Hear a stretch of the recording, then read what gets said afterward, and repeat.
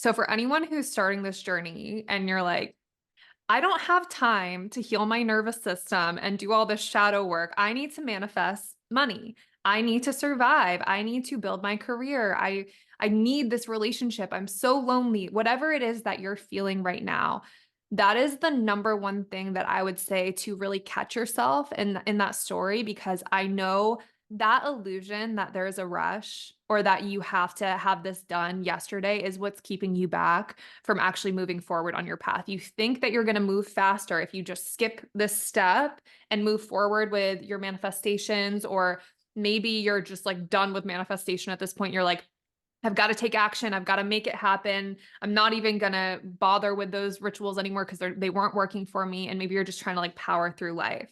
If you're listening to this right now, I would highly, highly recommend to just pull back and take a pause and really observe that story of being in a rush.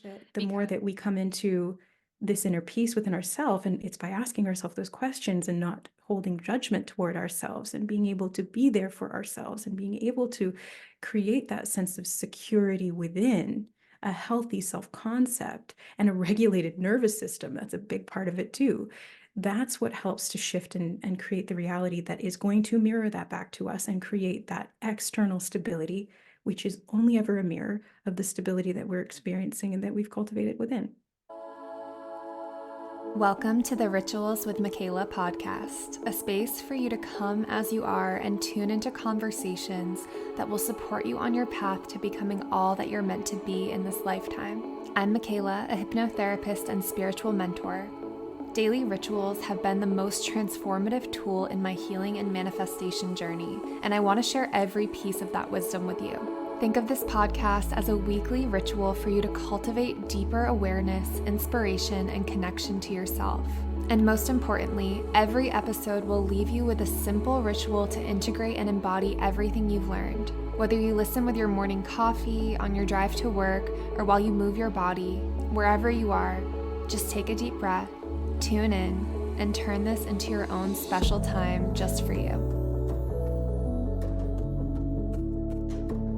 Welcome back to the Rituals with Michaela podcast. Today is the second episode that I have my dear friend and mentor, Siobhan, with me. Siobhan is a psychic medium. She is the most incredible spiritual mentor. She's helped me so, so much in my life. And we have built our friendship and relationship beyond what started as a mentorship into these multiple times a week meetings where we're just really sharing, the synchronicities that we're seeing, the signs that we're seeing, what is showing up in our dreams, what we're feeling on that day, and helping each other to process and see things from a different light together. And it's been just such a cool relationship because through this, we have discovered both of our divine gifts a little bit more, and the way that our communication can bounce off of one another to help us come to these like insane realizations that change the trajectory of our lives. And so we felt like it would be really important to have some of the conversations that we're having in private on the podcast. We're hoping to do this at least once a month and just bounce off of each other. Siobhan has just this incredible access to the psychic wisdom within her that has helped me to learn how to listen to my intuition more, helped me on my path of like making really important decisions in life. And we've discovered that her being in touch with that and then me having these questions that come up have led us to intense and incredible realizations with each other. So, Siobhan, if you could introduce yourself one more time to the listeners in case they haven't listened to your first episode, which I highly recommend. And then we'll get right into the topic today, which is manifestation. Yes, for sure. Thank you for having me on again, Michaela. I love you so much. So my name is Siobhan, and I'm a professional psychic medium. I started out doing Reiki and discovered I was highly clairvoyant, sensitive, empathic, and was able to start receiving information. I then got basically led to the Akashic record by the universe, my spirit guides, and started to do Akashic readings. That really led me down the path of understanding the galactic and cosmic energies. I also read tarot, so I use tarot as a tool to guide, to create connections and to gain insight as well. And I have a tarot channel, it's Tarot and Beyond. So these are kind of like the things that I've been working with in my life, and it's really been illuminating on so many different levels, and working with you, Michaela, has also been, again, very illuminating, and a lot of information comes through. So I'm glad we're getting to share that today. Yeah, I feel like what I initially came to you for a while back was very different than what we started working on this past fall, which I really want to share because I had been led into the world of manifestation and I felt so expansive at first when I arrived in this world. I'm like, I can create my own reality. Like, who doesn't want to feel that way? Who doesn't want to feel so empowered in their life circumstances where it's like, if I don't like what's currently going on, all I have to do is shift my energy, shift my mindset, do a little bit of scripting, a little bit of visualization, and then boom, I can manifest a new reality. And as wonderful as that sounds, and for many people, we maybe even have experienced manifestation occur in that way. For me, that was not the case. And I felt myself feeling blocked around manifestation. I had this knowing that I was meant to be this powerful manifester because I know that's why that feeling like opened up inside of me when I first started hearing about it. But everything that I was learning was seeming to only scratch the surface of what I was needing to dive into and address in order to become this truly powerful manifester that I know that I am at a soul level. And so after trying pretty much every single manifestation modality and, experiencing some results, but nothing that felt stable and solid and like I could rely on it and continue to build off of it, I started to ask myself some deeper questions as to why I wasn't able to maintain these results or manifest in the way that I saw other people saying that they were manifesting. And so this led me into like a little bit of like a dark night of the soul where I was convinced that something was wrong with me, that something was broken. I felt like even the tools that I would help other people to use that I would see work right before my eyes were not working on me. And that just made me feel so insecure and really, really sad because, again, my soul had opened up to this whole new way of being, but I didn't feel like I could embody it yet. So when I shared this information with Siobhan, she helped me to realize that there was some deeper work that my soul was called to do.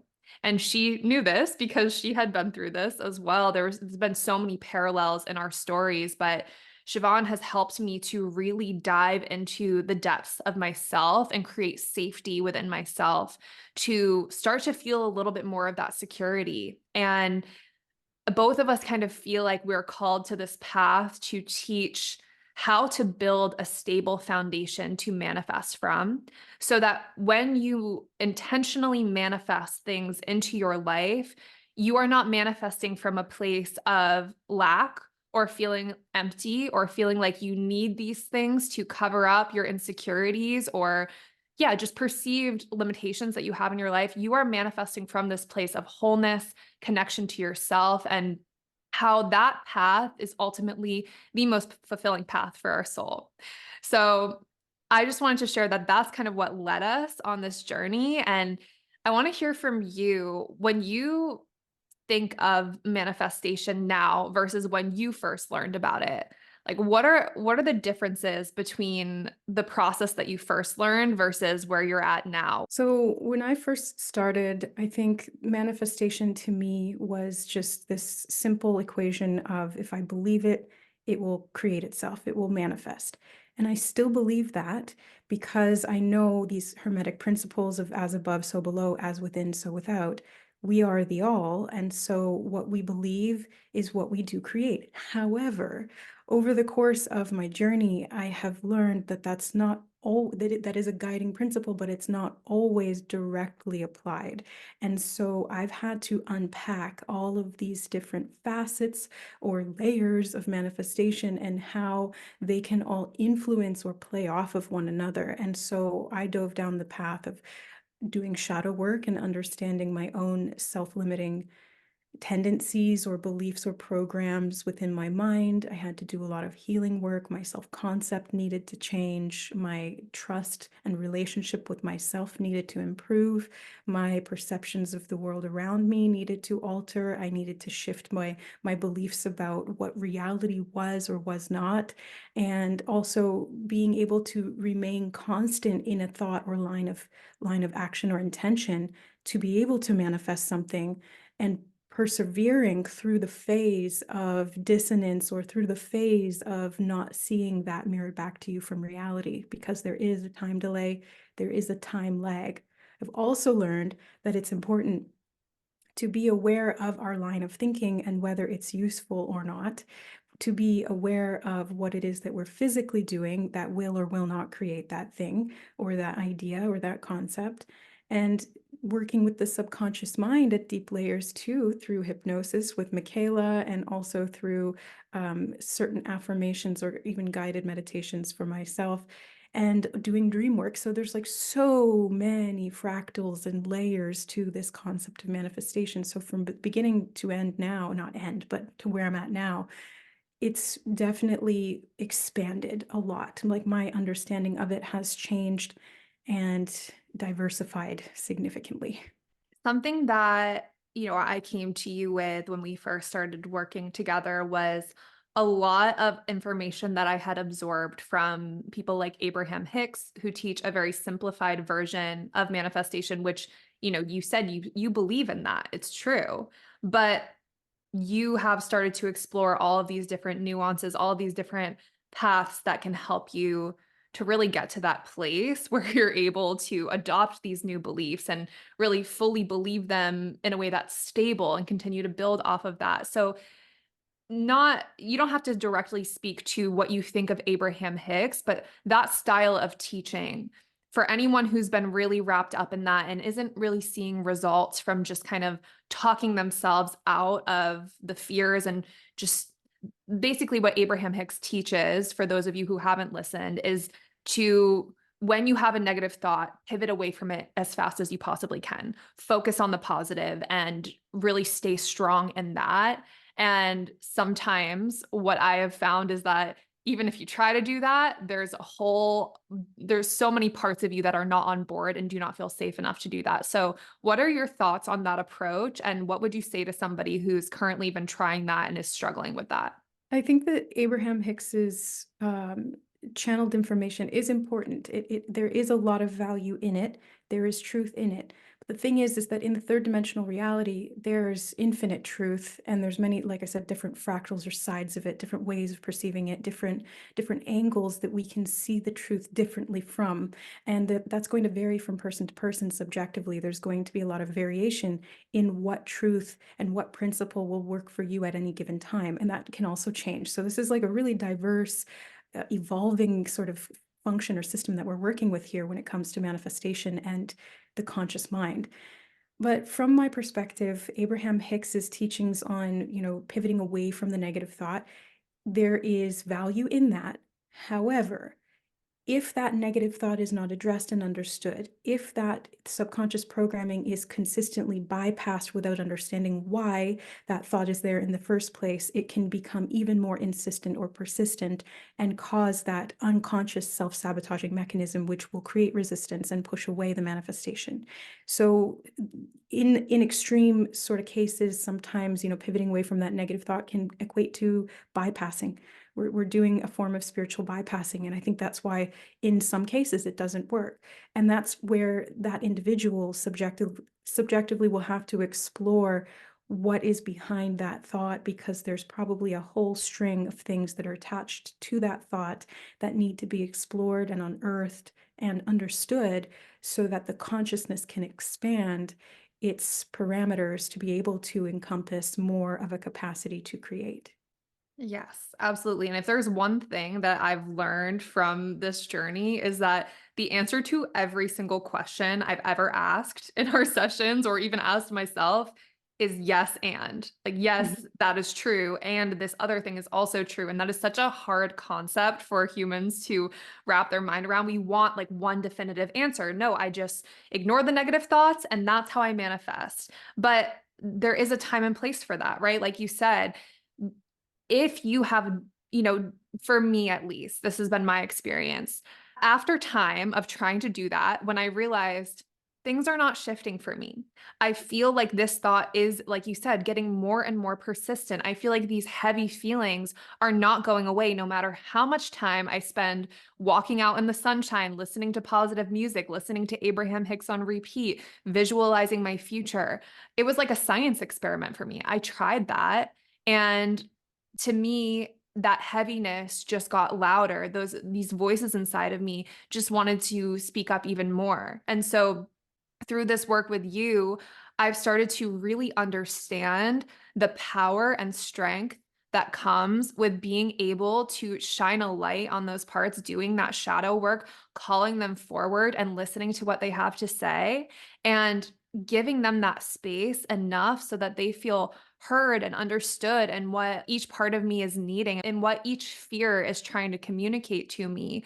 But there comes a point where once you hold those parts enough and you listen to them and care for them, there's a strength within you that is ready to be called forward to a new way of thinking and a new way of being. And that's, to me, when I was able to start to embody this new vibration that is, again, it's kind of new for me to be in this place. I had access like days where I would feel good and then I would dip back down and it felt inconsistent. And it still does feel that way sometimes, but I feel like I'm more consistently in a high vibration since doing this shadow work and this healing because I'm able to give these parts of me what they need and I'm able to listen to myself without being dismissive. But I'm also listening to this voice within me that's ready to be called forth into this new reality. And I don't let myself identify as a victim of these things that have happened to me or identify with my pain and identify with my trauma. And I feel like that balance is so important. And it's been what has been most healing for me. Yeah, the balance is really the pivot point for a lot of manifestation reality shifting, because if we don't have that balance, if we have not integrated these different parts of ourself, then we're going to be manifesting from a fragmented consciousness, and that reality we're going to experience is just going to be a direct mirror of that. It's going to be a fragmented expression of consciousness. And I think that manifestation, like the core principles of manifestation, or why I think it's important in general, is not so we can get things. I really see manifestation as the empowerment, the spiritual empowerment process to be able to create our realities. And to do that, we have to be an integrated whole. And so this is the whole process of unification. And that's why I'm such an advocate for love and self-healing, because that's what allows us to create connection between these separate parts of ourself. And this goes into parts theory or family systems. And a lot of psychological work has been done in this arena to really prove or to show that this is important, and that psychologically, when we integrate these parts of ourself, when we individuate, as Carl Jung put it, these different archetypes or aspects of us, we're able to come into that sense of wholeness. And from that point, our consciousness is better able to expand and view the whole system and not just separate parts of it. And then as a result of that, we're able to create a reality that is unified in its reflection. What would you say is the difference between the type of reality you would manifest from that place versus the fragmented? That's a really good question, because the fragmented reality will show a little bit of everything. Like, it's very piecemeal, and it will be fluctuating, and it will be chaotic, and it will be a little bit of good and a little bit of bad, and then it's peppered throughout, and it gets very confusing, because what's being mirrored back to you is all over the place, because internally there's separation and distortion and disconnection, and there's walls up between the self, and there's rejection of aspects of the self. And so it's an internal chaotic environment. And so we're going to see that mirrored back. So I really feel like the more that Spirit has guided me through this process of unifying myself back into this more holistic aspect, which I'm not done with, and I don't think I ever will be. It's an ongoing, ever evolving process. But as I've brought more parts of myself back together, I have seen shifts in my reality. I have seen things that I did set intention wise coming into fruition in timing that was ideal for all of these other pieces of the puzzle to fit together. So there's another aspect, is that if we're manifesting from a lower consciousness, which doesn't mean bad, it's just more confined or more separate from itself, we're going to not necessarily have full awareness of why or what we're manifesting and whether that's aligned with us, because again, we're separated from a lot of different parts of ourself. So we can experience our reality reflecting back to us things that are not meant for us, or will be blocked to those manifestations because sometimes rejection is protection and we're being redirected by spirit to avoid certain manifestations that we so want or desire that are coming from a fragmented consciousness point. And so this unification of the whole self really puts us back into alignment with that expanded awareness, and the intention can then come from co-creation with that higher unified self, and that will create better results physically. Do you have any like real life examples of the two? Yeah, so okay, I think that when it comes to relationships, this has been a big thing for me in my life. Themes of, having dysfunctional relationships started pretty young with my parents, modeling these types of behaviors that were imprinted unconsciously into my mind. And there was a lot of enmeshment and self-abandonment and worth issues that I've had to unpack and heal, and by understanding them and accepting them within myself and being able to move forward. And so without that awareness, I was attracting all of these relationships, and I was choosing actively all of these partners and even friendships that really just mirrored back to me that self-abandonment and that enmeshment and that desire for validation and the desire to be loved, but at a sacrifice, and going into these martyr archetypes.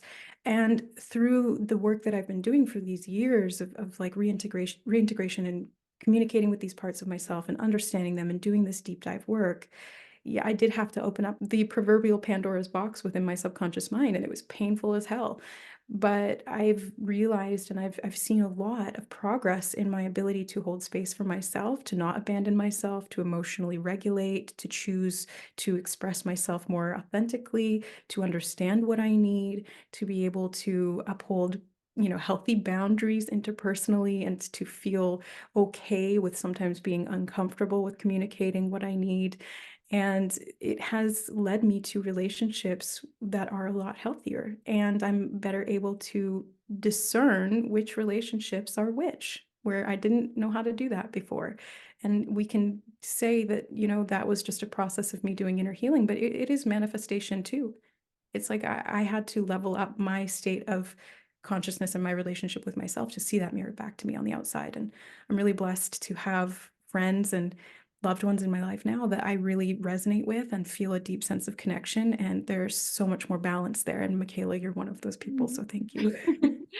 I mean, likewise, it's just very interesting. The time that we came into each other's lives was a time when both of us were really calling that in and were ready to receive that and ready to, contribute to a relationship like that. I think Mhm.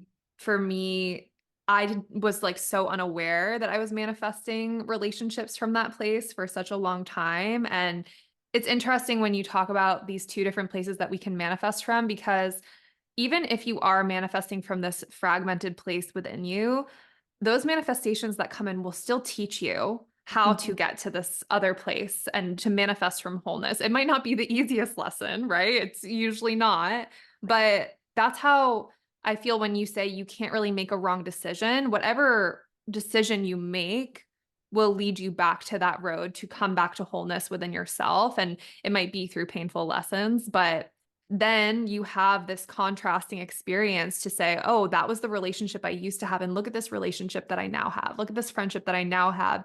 And it helps you to feel so much more gratitude and have so much awareness of what you truly deserve and what you truly want. Yeah. I mean, from my perspective, all paths lead back home.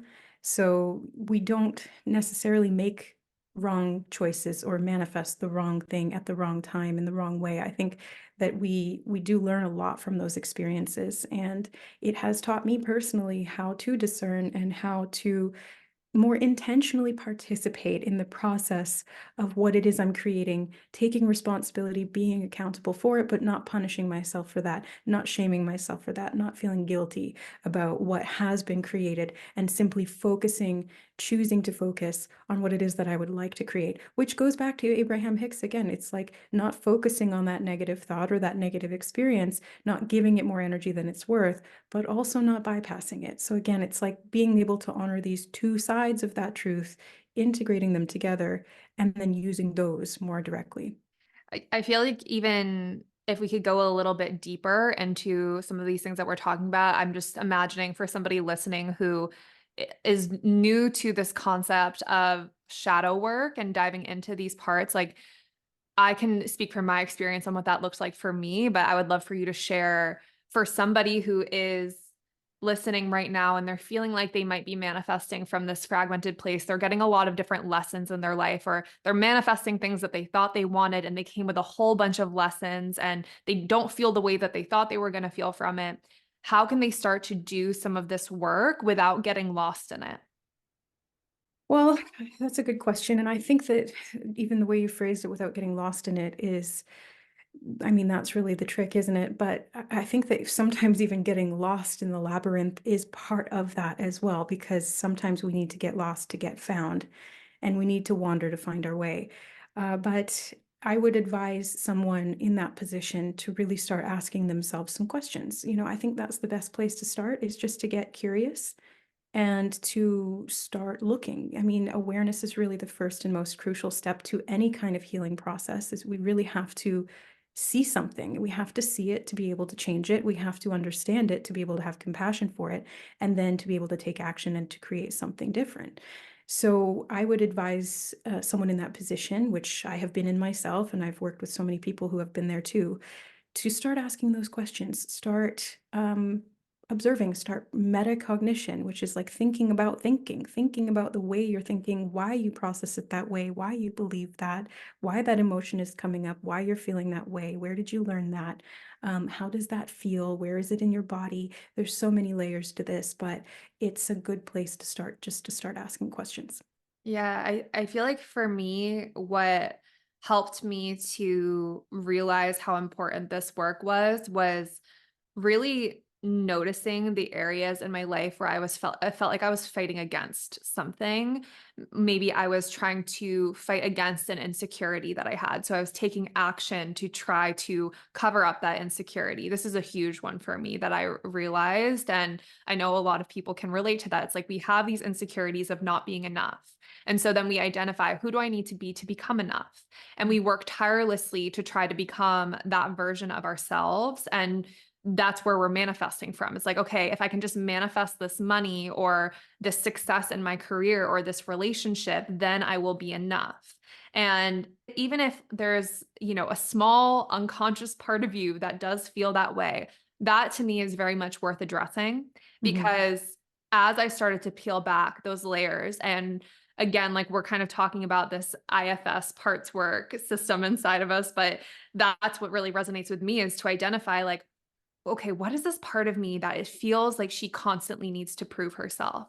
And what is she needing to hear from me? What is she wanting to express to me? What is she most afraid of? And really, again, this is like the shadow work part, but shining a light on that shadow and just getting to know these parts of you.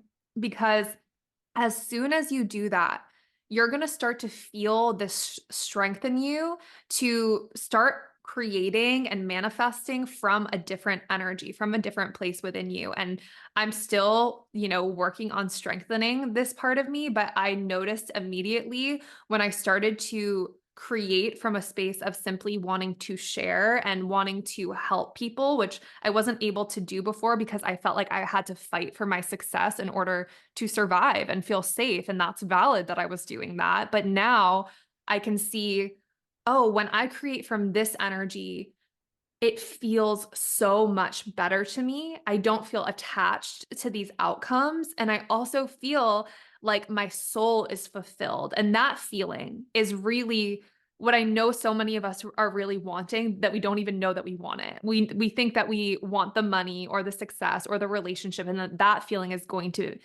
give us what we want, but it's really this deeper level of fulfillment that so many of us are wanting that comes from, again, meeting all of these parts of yourself and feeling that wholeness and then creating from that place. And that's how, really, to me, like the only time I've ever felt really in alignment with what I was doing was when I learned how to access that place. So that would be like one of the first things that I would check in is like, where are you trying to prove yourself in your life? Where are you trying to cover something up that you feel ashamed about or embarrassed about?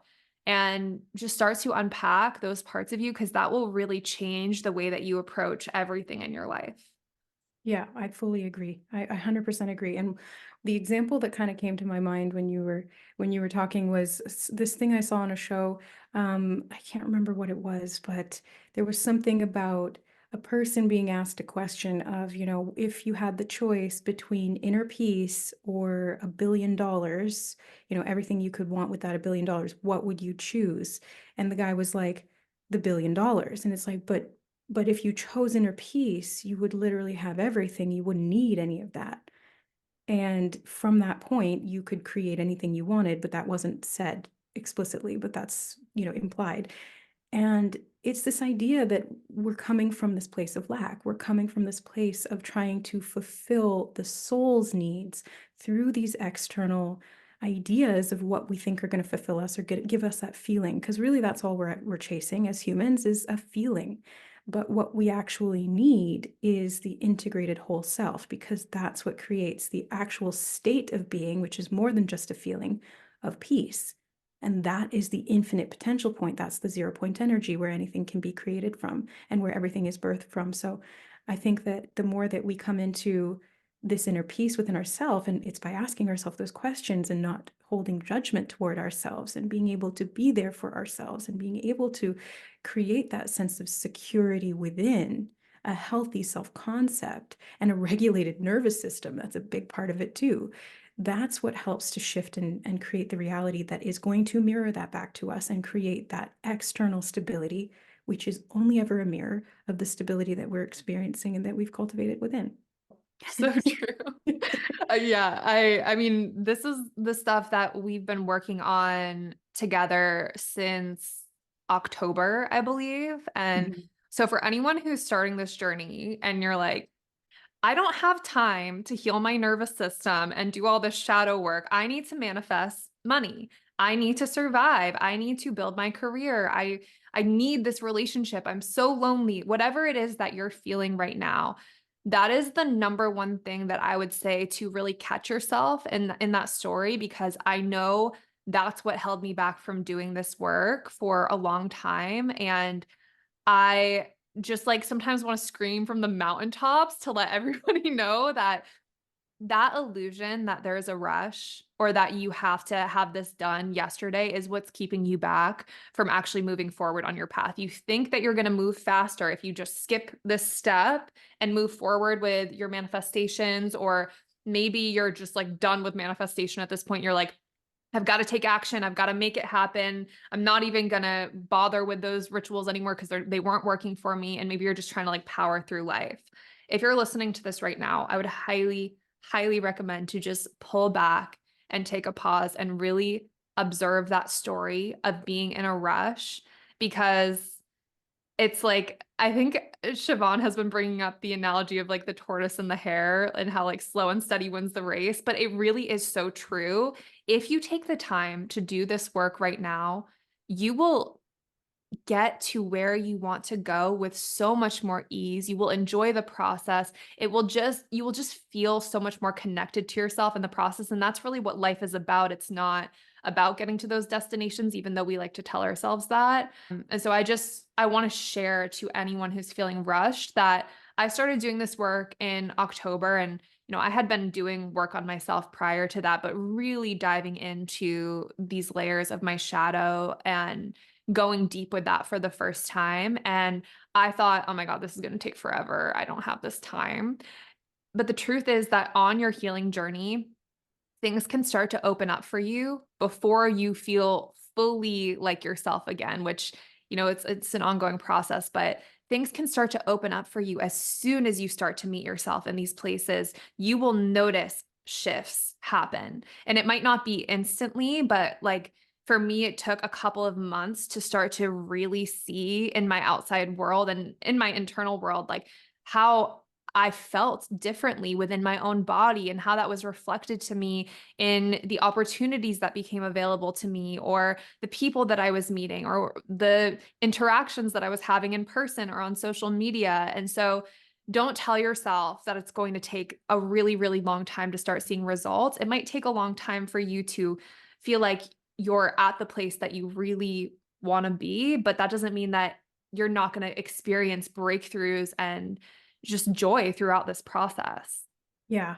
And joy is one of the most high vibrational emotions and embodiments that we can do. So that also helps to attract in. So the more that, I mean, if you're starting from a point where you're not that fractalized, maybe you don't have a lot of trauma, your nervous system is fairly regulated, and maybe there's a little bit of parts work to do, a little bit of shadow work, maybe there's some past life stuff, whatever.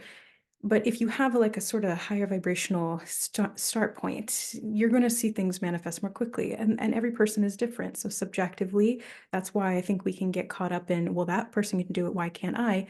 It's because you're at a different point in your soul journey. You might have different things you're dealing with. But the more that you pull these parts back together, the higher the vibration becomes, because it's almost like you're drawing in parts of yourself. And as you draw back in parts of yourself, the consciousness expands, which raises your vibration, which increases your magnetic attraction and your ability to create more directly.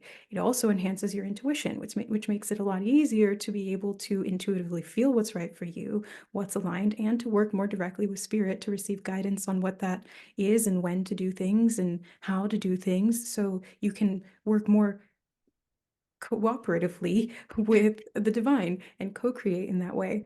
Now, the other thing that I wanted to mention is that when we're talking about manifesting instantly, which it is how it works, we do manifest instantly because consciousness as it exists in 99.99999% of reality is instant. Consciousness is instant.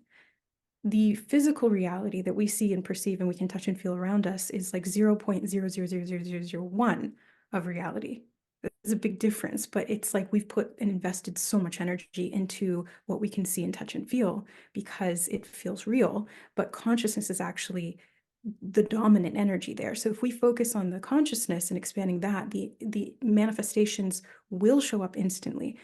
That being said, there is a physical lag that I was talking about before. So there's that mirror principle of like when you're looking in the mirror and you're seeing this old reality that you've manifested from the past version of you, maybe what you were thinking about yesterday, there is a time delay. So we have to continue to maintain and sustain this new vibration and continue doing the work and following that path. The other side of it, though, is to realize that you don't want to get caught up and lost in the shadow work. You don't want to consistently feel like I can't manifest what I want right now because there's something more that I need to heal. So yes, I do encourage going into the shadow and finding those parts and starting to pull them back together. But past a certain point, that too can be counterproductive. So again, it's like there's always another side of the truth, and being able to see that and hold space for both of those truths and discern when and what needs to be given focus, that's when you can really start to see manifestation show up instantly. And you come from a place of knowing rather than even having to kind of delude yourself or falsely believe, like you just know, and then it will show up. Maybe it's a day later, or maybe it's 3 months down the line, but it will show up, and there's no attachment to the timing because you're like, I know it's going to show up because that's what I'm embodying. Yeah, I think that when you talk about not getting lost in that work, like we said in the beginning, it is this really delicate balance. But the thing that helps the most is practicing strengthening your intuition, because that's how you'll know, am I really meant to be continuing to go down this path of shadow work, even for today? Like it could change tomorrow, but in this moment, am I really meant to dive into this, or am I meant to get into my power and say, no, we're going to focus on something else. We're going to shift our mindset today. We're going to exercise or get outside or do this thing. And the way that you can tell is if you go and do that thing and you start to feel better just by kind of shifting your mindset. I mean, that shows that there really wasn't something that was coming up to be felt or acknowledged. It was maybe just like a repetitive pattern. That's at least what I've learned in my process is like, sometimes I'll have this programming at the start of the day when I wake up that's just there. And sometimes it is a part of me that needs me to sit with her and cry and feel. And other times my body is so used to waking up in that space and my head just like goes into these narratives where I'm like, okay, if I were to go jump on my trampoline for 10 minutes and just like listen to some good music, is that going to pull me out of this? Or is it something that I need to dive deeper into? So it's kind of like a process of trial and error, at least for me, it has been. But then over time, you'll start to be able to listen to your intuition around that more and get a kind of an immediate answer around that. Yeah, I fully agree. And that's been my experience too. It's all trial and error. And the more that we do that, the better we are able to see these two sort of opposing sides to things and being able to discern which one we need to do in each given moment. And that's why I don't think that there's one solid answer to manifestation that's going to work across the board for every single person. It's such a highly subjective thing. There are so many components to it. But if you can understand all of these different aspects to manifestation, all of these different aspects of yourself and the way reality works and all of these principles, you begin to at least form a stable foundation that you can build off of and then continue to expand upon. And I think it's like this constant course correction. Like we're constantly course correcting, we're constantly adjusting and adapting, trying this, trying that. And it's okay to do that. Like you have time to do that. All we really have is time anyway. So it's being able to use that with awareness, with intention, with focus, why you're doing it, what result it's getting to you, just paying attention. And as a scientist would, observing the variations and the variables that give you different results, testing theories, seeing how it results, and then adapting from there. Yeah. And I think something that we could maybe dive into a little bit just for the people who are in the middle of this experiment, right? Like, let's say there's someone here who feels like, okay, I've gotten, a pretty good grasp on the shadow work aspect of this and when to balance that between like pulling myself out of that and getting stronger in my narratives and belief systems. There are also all of these other variables. And one of them that I want to talk about is something that came up in our call yesterday, which is the difference between someone who manifests well with specific ideas, writing out, I'm going to manifest, this exact home and this exact location. And, it's going to happen maybe at this time of the year and exact numbers of money, things like that, versus someone who doesn't feel called to manifest in that way, is wanting to manifest more based on like feelings or more generally. We were talking about how that has to do with a little bit of what Siobhan teaches, which is the 70 manifesting blueprint. So do you want to just dive into that one specifically? I feel like diving into all of these different aspects might be a lot, but I think that is one that could really help people. Yeah, I'm really glad you brought that up because there is a different template from person to person. And the 70 Manifesting Blueprint, created out of Soul Realignment by Andrea Hess, is one of those things. And so it does give us at least a little bit of information about how our soul blueprint functions as an individual to be able to create our reality. And there are outcome people and there are process people. And process people will benefit from embracing the process of what they're doing, the feeling of what they're doing, aligning to their intention or what they're trying to manifest, and then creating from that. And it needs to feel like a process of becoming. It needs to feel enjoyable. It needs to feel aligned with the intention itself. Whereas an outcome person, they are more benefited by focusing on the goal or focusing on the specific vision or focusing on where they're going. And they can bypass a little bit the process, not entirely, but they can sort of grind it out, and that will work for them and they will get that manifestation and it will be satisfying. Whereas for a process person, if they're trying to grind it out and trying to bypass the process to get to the goal, they will often find, or like most of the time, if not all of the time, that the goal is not satisfactory or the manifestation is not what they expected, or it doesn't feel how they wanted it to feel, or it doesn't come in at all. So we have to first understand which kind of camp we fall into. I myself am a process person. And so I've had to really explore what that means for me and ask myself, throughout my daily routine, does this feel good? Is this aligned with my intention? And having sort of like a one word encapsulation of what that intention is can be helpful. So if my intention is freedom, does this task help me to feel free? And then going into, does this task help me to feel free or create more freedom in my life? And how could I create more freedom in the process of creating that freedom? So it becomes like this sort of meta version of looking at all of these different aspects and being able to integrate those two into what you're doing, why you're doing it, and how you're doing it. Yes, I am a process person too, which I have tried to fight against because I don't like well, my conscious mind has not really liked that, considering, we live in a society that is very outcome focused. We're very Mhm. outcome driven. That's how we're literally conditioned our entire lives to be outcome focused. It's like, how can I study as much as possible to get the grade? How can Mhm. I work as hard as possible to get the promotion or whatever it is? It's like we're so conditioned in that way. So it can be really, really hard as a process person to see the benefit of that. If you were to zoom out of like the structure of our society and look at people who are meant to enjoy the process, like that's exciting. I want to enjoy the process of my life. I want to enjoy the process of what I'm creating. But again, it's like when I'm manifesting from that fragmented place, when I don't feel whole and when I feel like I need to prove myself, I I'm so focused on those outcomes because I'm convinced that that's what's going to help me to feel whole. So Mhm. doing this work has been really beneficial for me as a process person because I'm able to feel safe enough within myself and stable enough within myself to pull back when I'm not enjoying the process of creating something and ask myself how I could enjoy that process more. And I've definitely really struggled with that, but it's a struggle that's worth overcoming, and it's a struggle that's worth looking at because it is an incredible thing to be able to enjoy the process of something and then have your manifestations come in that way. That's so fulfilling.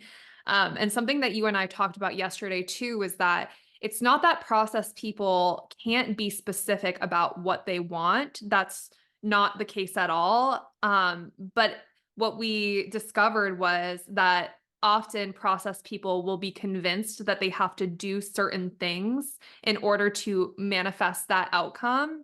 And because of that, they'll force themselves into a process that is not aligned. Yeah, exactly. So I think having specifics on both sides of the fence here for process and outcome people is mutually beneficial. I think it can help to have a vision board. It can help to do scripting. It can help to do subconscious reprogramming, affirmations, whatever you want to do.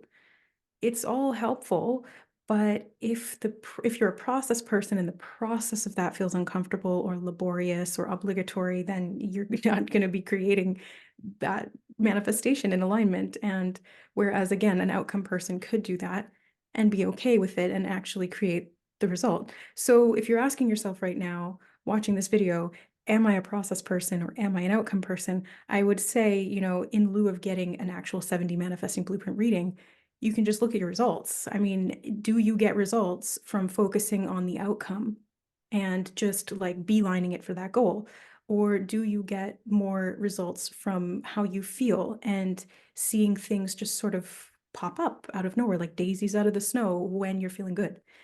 That's kind of how you can gauge which side of the fence you fall onto, which camp you're in. Yeah, absolutely. And if someone were interested in learning more about 7D manifesting blueprint, where would you send them to learn about that? Well, I did used to do coaching sessions on that, and I don't anymore. So I would send them to, I'll give you the links, Michaela, to put in the description box to Andrea Hess's website. She's the founder and creator of Soul Realignment, which is a form of Akashic reading that I was drawn to. And she created the 7D manifesting blueprint modality. So it's not the be all end all, but it can be helpful and it can be a useful tool to bring awareness to these different aspects of the self and how to work with them more consciously and cohesively. So I'll leave those links with you, Michaela. Perfect. Yeah, I feel like it's because the way that we're approaching this discussion on manifestation, it's like we're not giving any solid answers for people because we're talking about how many different aspects go into it that is a really powerful resource to start to understand some of the different aspects. It's like one tool in the multifaceted Swiss Army knife tool belt that I've got going on. And I think that I needed to go on and explore all of these different tools Yeah. in regard to manifesting, like the mirror effect, like quantum mechanics and the observer effect. And I also needed to understand alignment versus misalignment, which is part of the 70 manifesting blueprint. I needed to understand, the shadow work that we were talking about, understanding the healing of the nervous system, understanding the soul blueprint and the Akashic record, past lives. Like there's just so much to this. And that's Mhm. why I think I don't want to overwhelm people with thinking that you can't manifest if you don't know all those things. But I think those things can be helpful in understanding multiple different ways of expressing your divine gift, which is to create your reality. It's so interesting because it's like the concept of manifestation is so simple, yet it's so complex at the same time. Yeah. And I think that's again about the balance of things. Whereas, like, if you overly simplify manifestation and then it doesn't work for you, it can be really easy to be hard on yourself about that and think something is wrong with you and think that something is broken. And so that's why we're having this conversation right now, because if there's something that we talk about that sparks something in you, it's like, oh, I feel like I want to dive further into that. Or, oh, when she talked about shadow work, that really resonated with me. I have been kind of ignoring these heavy feelings in me that have been showing up a lot, or I have been really focused on the outcome, and maybe I meant to focus on the process a little bit more, because that feels like it makes sense to me. Whenever I focus on the outcome, I don't get a good result. So this is more about your self exploration and learning how to trust yourself. And for me, I just had felt like all of these different manifestation processes that I had been taught were not enjoyable to me. It felt like a chore. It felt like I wasn't actually able to get all of me on board with it until I discovered, that I was needing to do some shadow work. And then things started to feel like they were opening up for me more. It felt like it was easier for me to trust myself when I was meant to take certain actions, and I started enjoying the process more. And that's how I started to feel more in alignment. So that's why I'm passionate about sharing that part. But again, with everyone, it's going to be different. And I think the main point of this episode was really to remind you that there's nothing wrong with you if you don't have this figured out already. It's complex and simple at the same time. And it's just about being patient with yourself and following the next step for you, following where you're led to explore, and through trial and error, really seeing what works and what doesn't work for you. And I think the one thing that, I will share is that when you try to do it exactly like someone else, that's when you get the most lost. Is when you're like, you see the way that somebody else does it and you think that's exactly how you need to do it too.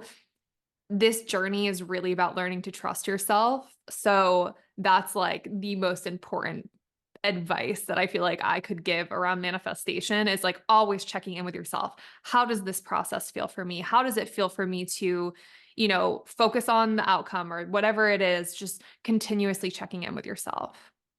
Yeah, I 100% agree. And I advise that as well. Because the whole point of having all of these tools and all of this knowledge and all of these different approaches, the foundation that all of those things need to rest on to be able to work. And the reason why we explore these different areas is because the whole point of this is to come home to self. If you're not coming home to self, all those tools are useless and they won't be helpful, because the whole point of this is to integrate consciousness. It's to become one with the self again. That's where the power of creation is infinite. Beautiful.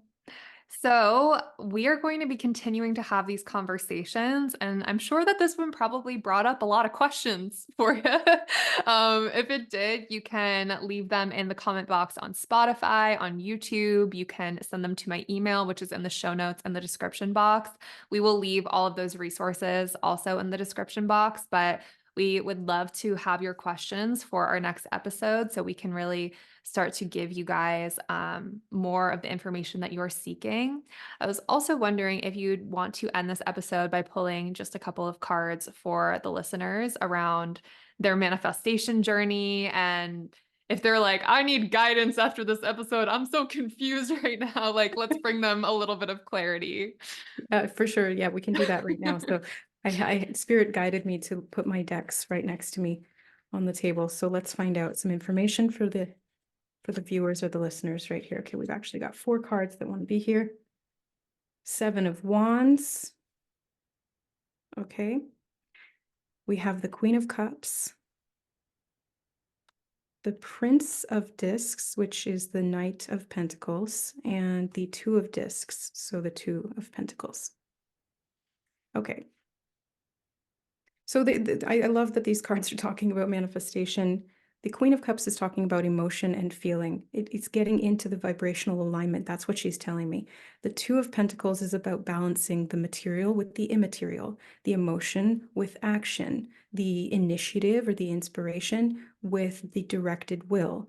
The Prince of Discs is talking about slow, steady movement. That's the tortoise and the hare concept. So it's planning your course, a little bit of trial and error and course correction, but taking things slowly so that you can see and give reality the time to mirror back to you the changes that you're making before you give up. So that's really important here too, is to keep standing your ground. That's what the 7 of Wands is talking about. Standing your ground, keep going, don't give up. Don't back down, I just heard as well, because the more that you persist, the more consistently you refuse to give up.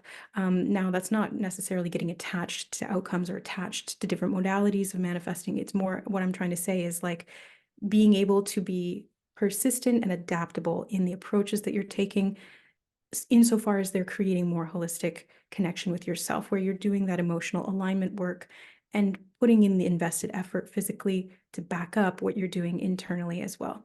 And that's where that balance is going to come in, and the integration of the outside world will begin to match the inside world. That's what I'm seeing here. So really confirming everything we were talking about. I love tarot for that. Me too. Well, I hope you guys enjoyed this reading and this episode, and we are going to be doing so many more. So remember to send those questions in, and we will see you in the next episode. Thank you for being here, Siobhan. Thank you, Michaela. It's always a pleasure.